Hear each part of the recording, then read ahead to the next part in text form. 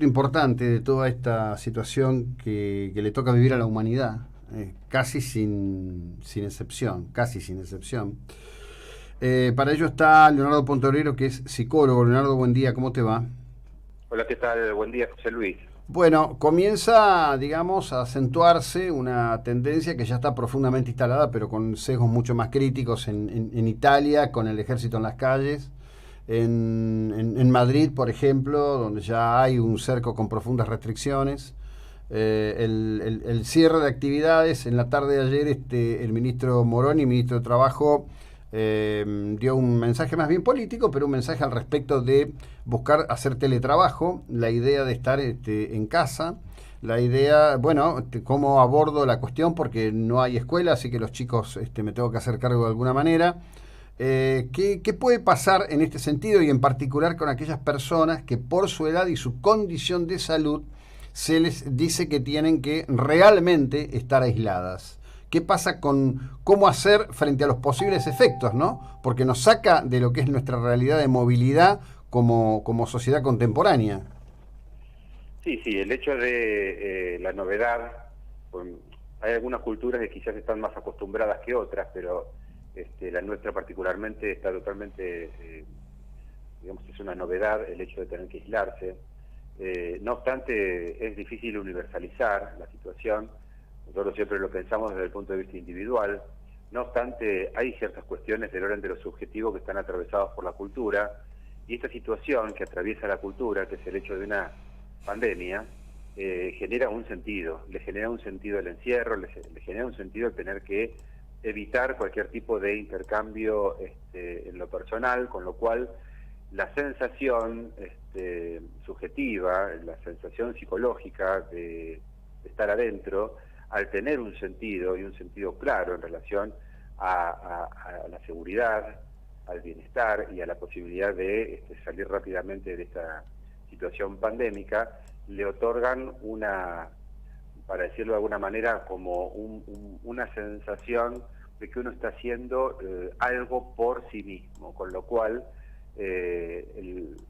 la valoración subjetiva de este estado adquiere otro signo, digamos. No es como un encierro, uno lo puede pensar desde el punto de vista de lo que genera un encierro en las personas. Lo que pasa es que el encierro no tiene ninguna finalidad en sí misma más que proteger a la sociedad del sujeto que está encerrado. En este caso es al revés, en este caso el sujeto se está de alguna manera defendiendo él mismo de las implicancias que pueda generar su contacto con los demás, y por lo tanto la valoración es totalmente distinta. O sea, no hay ninguna cuestión en el encierro en sí mismo que genere Mm. algo en el sujeto, sino la posición a partir de la cual el sujeto se siente que está haciendo en relación a un acontecimiento cultural. En este caso, bueno, la cultura nos atraviesa con esta situación.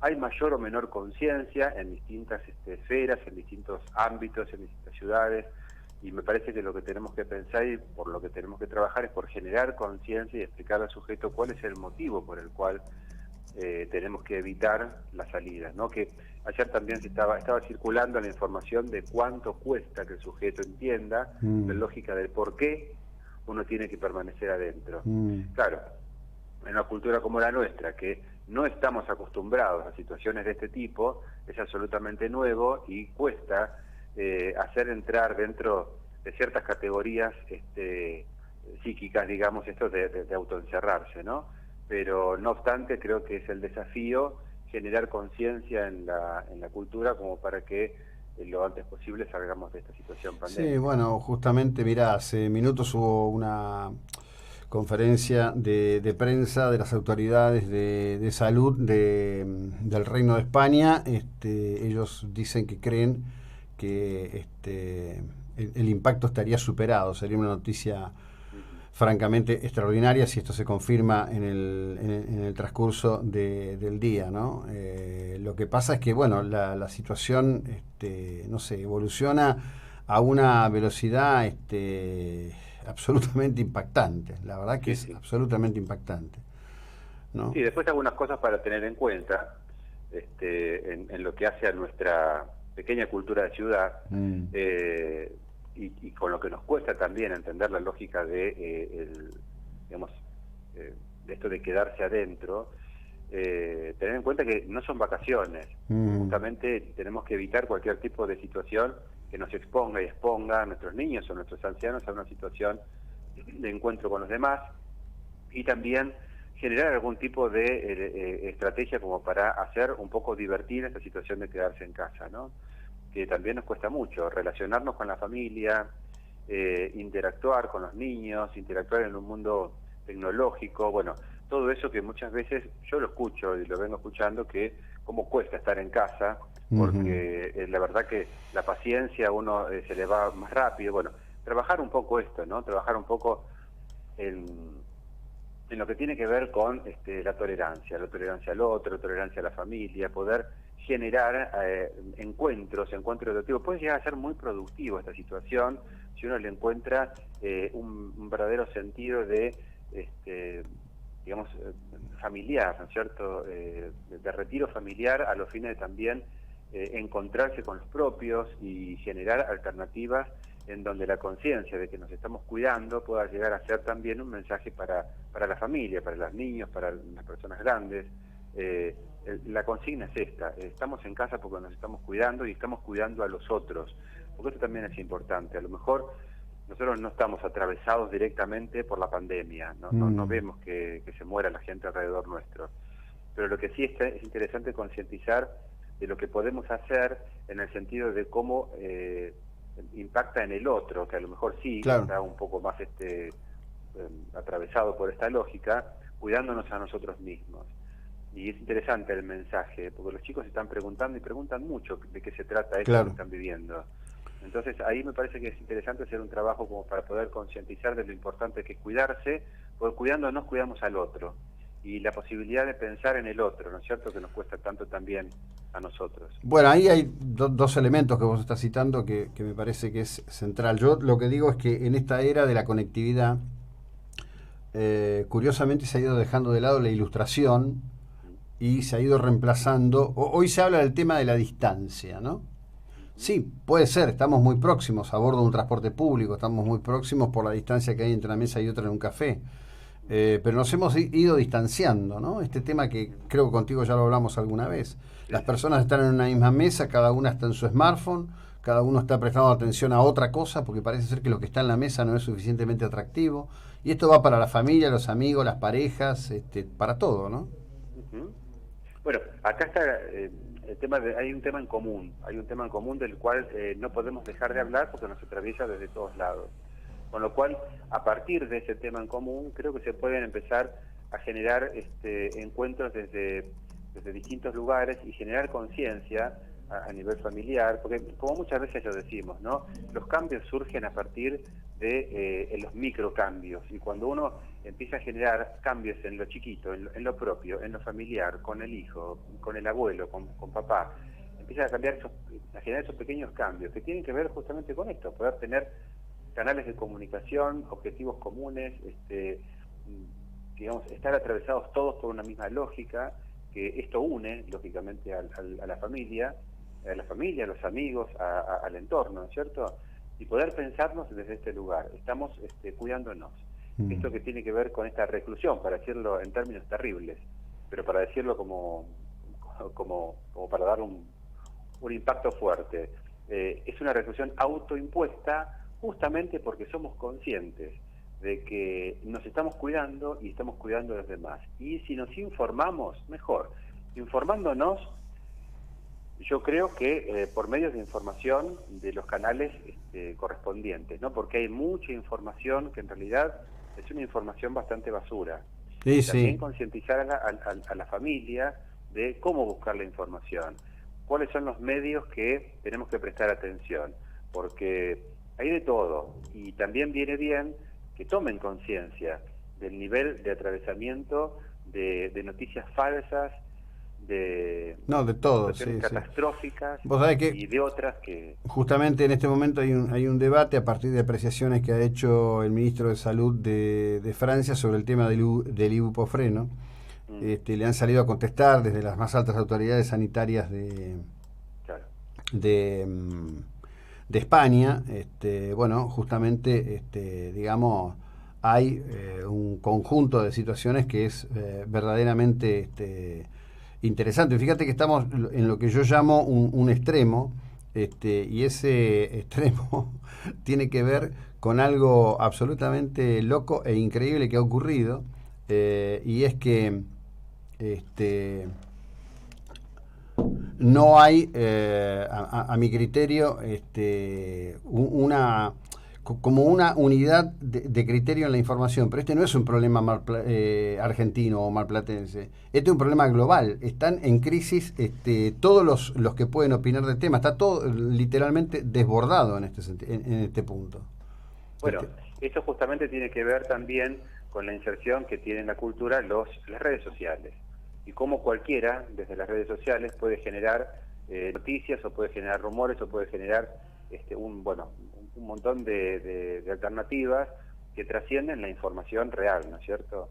Claro. Y algunos también se hacen eco, y está gente muy prestigiosa quedándose, digamos, fuera de juego en esta situación en donde tenemos que ser muy cautos y muy precisos con qué y cómo informamos, porque hay gente que, vos sabés que hay gente que tiene estructuras psíquicas que son bastante frágiles. Frente a determinadas situaciones e informaciones aparece la paranoia, aparece el miedo, claro, el terror. Sí, sí. Y son potencialmente peligrosos porque una persona con miedo, una persona con terror frente a una situación como esta puede generar una crisis importante. Esto va en detrimento de los demás. Bueno, esto está, mirá, en este momento que yo estoy conversando contigo, estoy recibiendo cosas de mucha gente, ¿no? Por supuesto están los conspiranoicos, creo que está la fake news del siglo, uno que le atribuye una profecía de Nostradamus, temo que es una fake. Ayer le contesté a alguien que me lo pasó y después otro me retrucó, me dijo, si yo no quería creer en Nostradamus era un problema mío. Claro. Hay que tener en cuenta que hay ciertos mecanismos de defensa, que alguna vez lo charlamos, sí. Que es esa forma que tiene el ser humano de protegerse de ciertas situaciones claro. de la realidad, ¿no es cierto? Del impacto de la realidad. Y muchas veces las formas que tienen que ver con esto. Tienen formatos místicos, o tienen formatos religiosos, o tienen formatos interpersonales, o tienen formatos paranoicos, o uno siente que está en el medio de una conspiración global. Bueno, hay ciertas cuestiones, pero hay que pensarlas como desde lo defensivo. No obstante, teniendo en cuenta que también de esto se hacen eco ciertas personalidades, y acá es donde viene el problema, es como que de alguna manera confirman una hipótesis totalmente loca, pero que hace que mucha gente genere signos, digamos, hasta en algún punto. Claro, fíjate lo que te voy a contar ahora, ¿no? Sergio Burstein, que es